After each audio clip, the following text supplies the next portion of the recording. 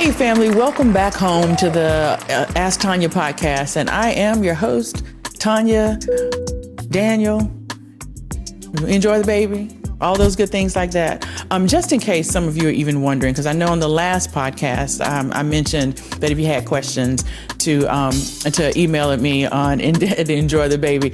Enjoy the Baby is what I call my parent company. And that's the company where I do doula trainings. I do mentorship. I do parent support, whether it's lactation support, childbirth education, all things like that. So just in case you're wondering, if I say anything about Enjoy the Baby, they are not like two totally separate things. Ask Tonya came out of questions people were asking with Enjoy the Baby. So speaking of that, how many of you doulas out there have been trained in, whether it's through my programs, my doula trainings, or maybe some other doula training, and you just have not gotten started with your doula work yet? I'm sure I virtually can see and sense some of the hands that are out there. What I want to do is really ask you, what are you waiting for? What are you waiting for? So today's podcast, we're going to be talking about jumping into birth work, even when you think you're not ready. And so to begin this conversation, I wanted to talk about that because that was something that when I first started with my work, I didn't think I was quite ready as well. I started with my training journey, like I mentioned in the first episode, when I was talking about, why I started with my work in the birth field. I started back, after the birth of my third child, and said I wanted to help families be able to be more informed and, know about their choices and feel supported and all the things like that. So I took a donor training to kind of get jump started with that. And so with DONA, the training, I'm going to tell you a little bit about the components so you'll kind of get where I'm coming from with it. You go through a birth doula workshop. You do that workshop, and the workshop is typically 2, maybe 3 days. I think the one I took was a 2-day workshop. You have some readings to do. You have some different assignments that you do, written assignments that you have to do, and then ultimately you have to support 3 families in birth to be able to become certified. Okay, I came up with all the excuses, y'all. I said, well, I can't really do that yet because I don't have a website. So, I don't have a website so people can know where I am. I'm not able to finish the books because I'm doing all my readings, as I can, but I'm working full time and I got a family and all things like that. And then ultimately I was like, I really don't have a lot of time because it takes a lot of time to kind of work with people and kind of build up things like that. I came up with all the excuses. And one of the things that I didn't mention to you all is just like a lot of other training programs, DONA gave you 3 years to do it. So I came up with all these excuses within the 3 years. And guess what? The time ran out. And I wasn't any closer to becoming certified or working with families because I kept waiting. I kept saying I wasn't ready. Meanwhile, I'm thinking back of all the families that I could have helped if I had just jumped out there. And so, biggest truth moment. One of the things that I realized in this big gap of time, 5 years later, was the truth that no one ever really tells you that you're never going to really be totally 100% prepared for it. Every birth is different. And with every birth, when you're out there working with families, you're going to learn something. And the fact of the matter is, even after you've gone through those births, you're still going to question everything that you did. Did I do the right thing? Did I give them the right information? Was there anything that I could have done differently? I still do that 20 years later. When I have a family, I go back in and go, okay, wait a minute. Was there something I could have done differently? That's where the learning happens. So you really just have to jump in and figure out, okay, I'm going to take what I know and I'm going to give them my best for what I know. And one of the things a mentor told me one time before was she compared the work that we were doing in birth work to what doctors and midwives and other clinicians do. They spend all this time in class but then they don't really actually get to be with and do their real learning until they start actually being with their patients. And so they're not expected to know everything. That learning they did in school was that foundation. As they're with their patients and with their clients and with other professionals, that's when the real learning happens, is when they start put those things together. So thinking about that, I took my training over again. And when I took it again, I had this mental shift, and I realized that families really needed three things. They really needed somebody to listen to them and help them to feel heard. They needed to know what their options were and be able to help make an informed decision on how and when to use those options. And then they really just needed somebody to stand with them and support. So whatever that is, as scary as it is, being able to stand with them and say, okay, you know what, whatever your decision you're making, I'm going to stand by you, and I'm going to take the resources that I know, the things that I've learned, and share those with you. But if it's something that I don't know, I'm going to use my circle and try to find it out for you to help you. And so I realized that questioning yourself is not a bad thing. That's what makes you human. That's what makes you relatable to the people that you're going to be working with. And that's what those parents are looking for. So ultimately, I realized I just want to show up being the best as what I could be, so I can give them the best. And when they do that, everything else will fall into place. And so, when that's happening, that's when you feel comfortable. That's when you feel comfortable and you start learning and realizing that you are in a learning phase. One of the things that a mentor also told me is you don't need to know everything. A lot of times when you're in these trainings, whether it's birth doula, postpartum doula, or full spectrum, as some people call, or lactation, we feel like we can't really start until we know all the things so we can help everybody. All you really need to know is just be one step ahead of the person that you're trying to help. Everything else will fall into place. So if you're still waiting, I want to encourage you to really just to jump in and get in the game. And to remember that your most important assets are very simple. It's not just the knowledge that you know, it's the heart that you bring. It's the hands that you have to support and to hold sometimes when they need it. And it's your voice just to encourage people. And so when you have those three things, everything else is just icing on the cake. So before we take off and kind of shift gears a little bit, I want to leave you with three things to think about. Three things. So I want you to write these down. First thing to remember, everybody has a first step. Everybody. Even people who are top of the field had to start somewhere. So you don't need to know everything in the beginning. You just need to know that one step. Take that one step, take it in faith, and the person you're supporting is gonna appreciate that, and you'll learn from there. That one step will lead you to your next. The second one is what I call ABL. Always be learning. Okay. Look for learning opportunities in every situation.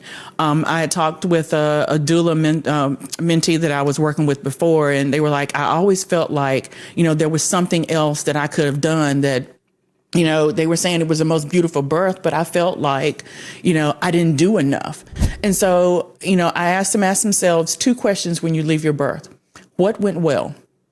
Always think about the things and the growth that you had. What went well with that birth? What went well with that postpartum experience? What went well with that person that you were supporting? And if you're a parent, what went well during that birth experience? The second question is, what was it that I was uneasy about? What was it that was going on that I was like, I'm not really in my element. I'm not sure exactly what's going on. That is the thing that you search out and get more information on. Don't beat yourself up about it. You're not going to know everything, and it's okay. Think about the things that made you uneasy, write it down, and then go and research it. If you need to connect with me or people in this village, you can do that. If you need to connect with other people.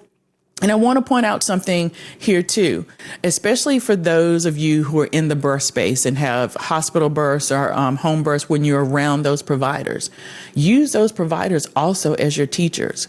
They'll be the ones that while you're there, introduce yourselves to them. Those nurses and those medical providers are looking for you to be able to ask them questions. They're okay with asking questions. They're not, somebody way up here that you can't relate to. Ask them questions about different things. Share the knowledge. And that's going to make that birth experience a lot better as well. And number three, the last one, lean into the discomfort. It's going to be scary. It's going to be hard. But when you think about it, just like muscles, they get stronger the more they're stretched.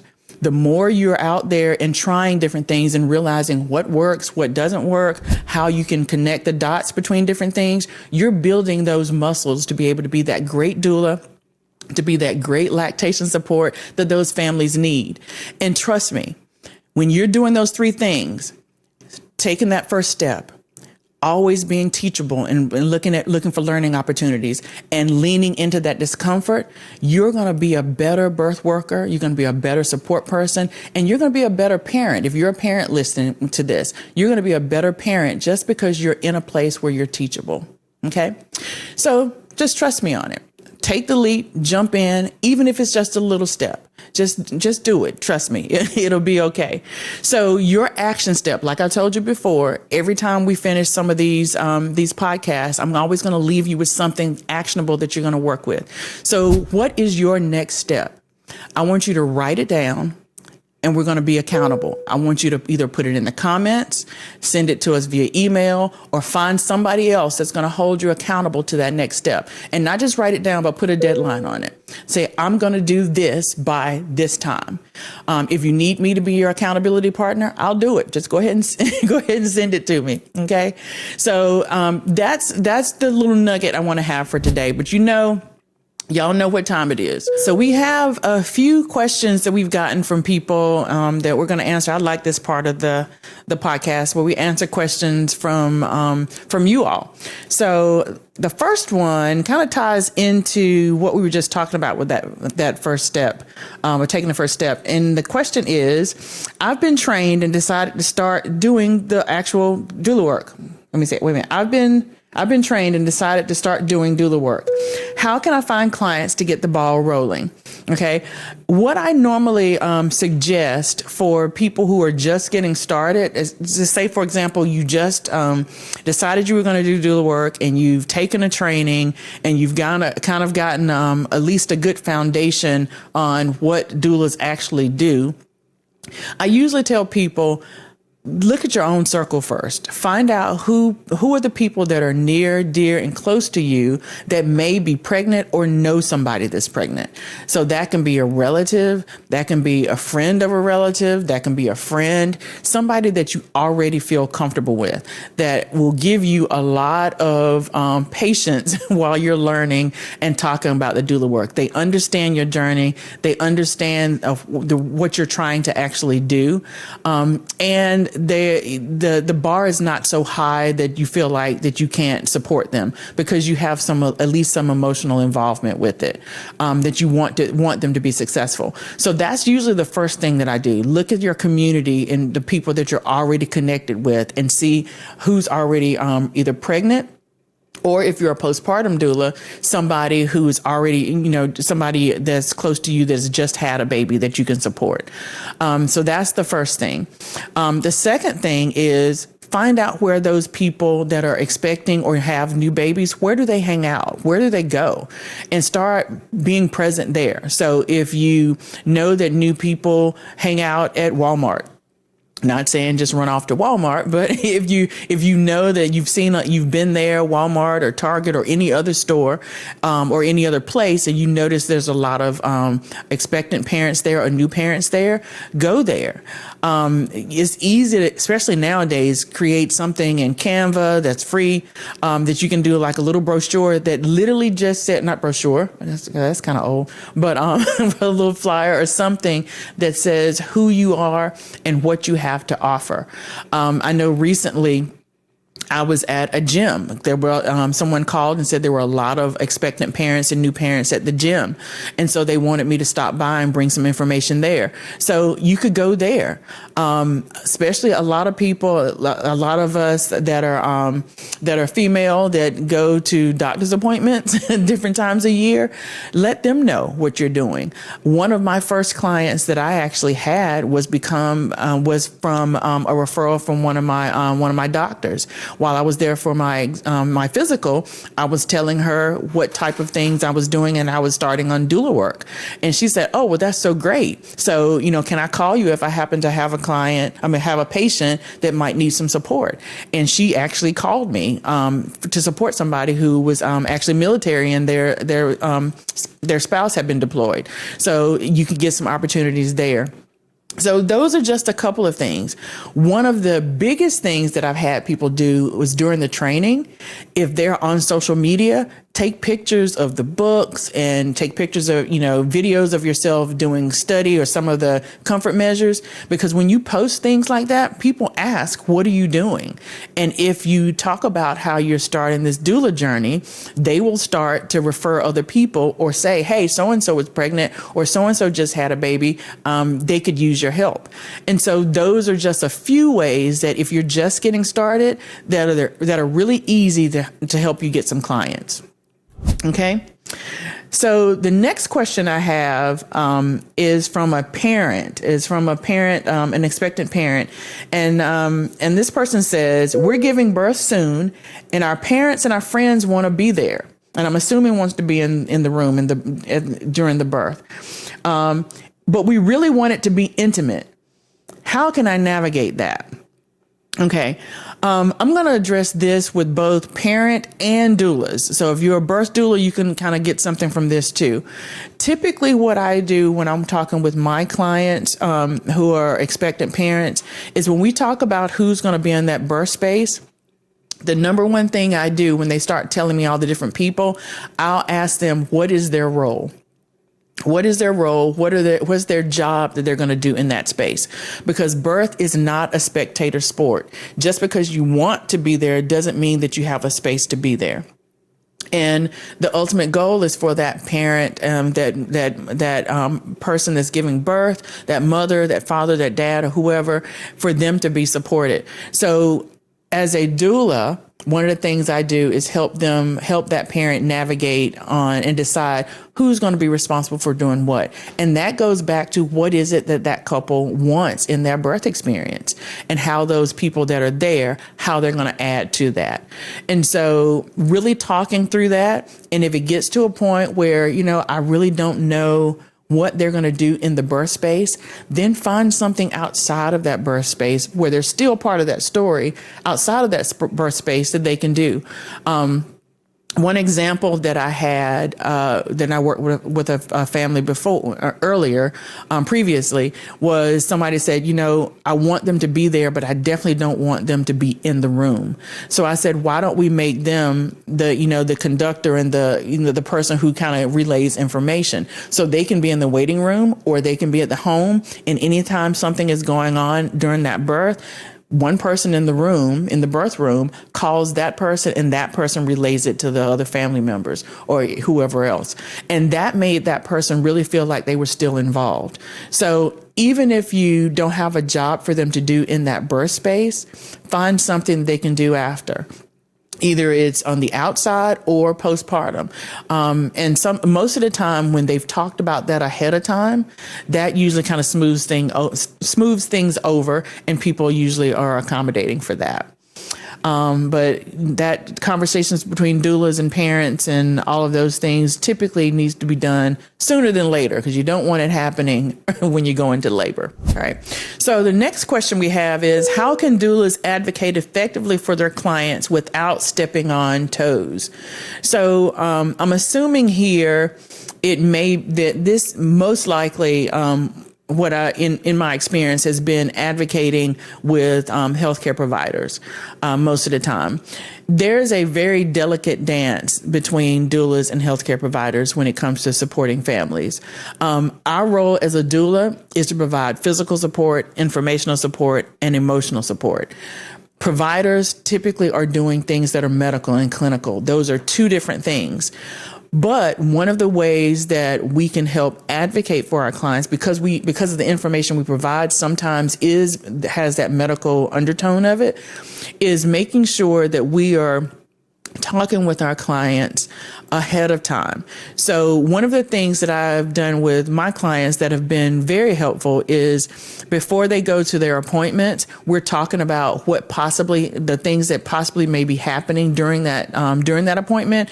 And I have them write a question that they may have or may be wondering about. And then we'll talk about it, but I'll also tell them when you go to your appointment, ask your provider that question. And so you get the insight of that provider and they can have a conversation. If the conversation gets to the point where my client is not really sure about, I'm not really understanding, we'll come back and I'm kind of not necessarily feeding them questions, but giving them other talking points to carry on to be able to have that communication with their providers. Because one of the things that I know I've found is that one of the biggest ways to advocate for our clients is to give them as much information they need to make an informed decision, to let them know it's okay if they decide they don't want to do something and showing them what their options are in declining. But at the same time, if it's something that they really want and they're pushing for, what their options are in pushing for that. And then along the same lines, getting those people that are around them, they're going to be supporting them, those other people, like I mentioned before, in the room, that's going to be with them in the room, teaching them those things too. So it's not just me pushing and speaking for them, but they're speaking for themselves. They're empowered to speak for themselves. And they're also, the people that are supporting them are empowered to speak along with them and support them as well. So making sure that they have enough information so they can make informed decisions, so they literally can advocate for themselves. And that way we're not stepping on anybody's toes, because we're not going out of our scope as doulas and birth workers at all. We're just giving them information. Okay, last question. What's your go-to advice when a birth plan doesn't go as planned? So first thing, the key things here that kind of popped in my mind was birth plan. I typically don't talk, even though society talks about birth plans, I typically look at it as birth preferences. And when you think about preferences, you think about options. And so when I'm working with a family, I typically ask them, in your ideal scenario, how would you want your birth to go? What options do you want in your birth? So if we're talking about who's going to be in the room, what we're going to do for pain management, how do we want to push, what do we want to do as far as what are your feeding intentions with your baby? How are you planning on feeding your baby? Do you want skin to skin? Things like that. We're talking about those as preferences, and not necessarily the plan, but as a preference. And we'll write those out. And so I'll ask them about their ideal, and they list the ideal. That's the first. Then I'll ask them, okay, well, what if something happens and you're not able to do those different things? And that something happened could be something medical. It could be a variety of different things. And so I have them come up with a second set of options. And sometimes we even go as far to say a third set of options. And so I'll have them we'll write that up and work that together. And then I'll take that and tell them, okay, now that you have this, write your questions that you want to ask your provider, because I want you to also take this to your provider to talk about it and present it as preferences. These are the things that I would like to have happen in my birth. Okay. If things don't go as planned, we're not stressed about it, because we also have a plan B just for that. We've already talked about the what ifs. And I think a lot of people get really stressed out and anxious when they haven't talked about the plan B or the plan C. And so when we think about birth plans, it's usually this is the ideal, and this is all I'm going to do. This is as far as I'm going to go with it. Having that what if, that plan B and that plan C typically will allow them to have a little bit more options, feel a little bit more in control, and thus, regardless of the outcome, be a little bit more satisfied with it. So that was the last question, y'all. And so from here, that's it. That's it for us for tonight. So if you got some information out of this and things clicked for you and you felt a little bit better, go ahead and like, share, and subscribe. And make sure you tell somebody about this. And don't forget, if you have a question that you want to have answered on the podcast, go ahead and send me a comment from the show. Send me a a DM from Instagram or Facebook or any of the other platforms. Or if you want to, you can send me an email at Tonya@enjoythebaby.com. And so we'll make sure we get that answered for you. And so that's it for tonight. But remember your steps. We just as a recap, remember your steps that we were talking about, the first step that you're going to take to moving into your birth work. And I almost forgot. Don't forget, we have some freebies too. We have some freebies, some ebooks that talk for parents and for doulas, 15 common tips that you can use in your birth doula work and as a new and expectant parent. So we want you to go ahead and take advantage of that and read that. There's some good gems in it. But until next time, hopefully I'll see you here next week. I want you to continue your loving, growing, learning, and leading with love.